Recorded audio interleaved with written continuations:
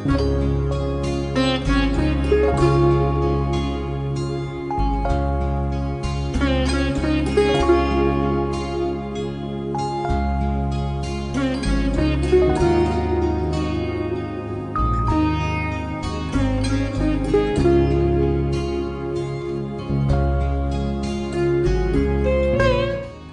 ছিলাম এই ব্লকটাতে, ঠিক তার সামনে এটা পন্ড ফেসিং ছিল, ন্যাচারাল ওয়াটার বডি।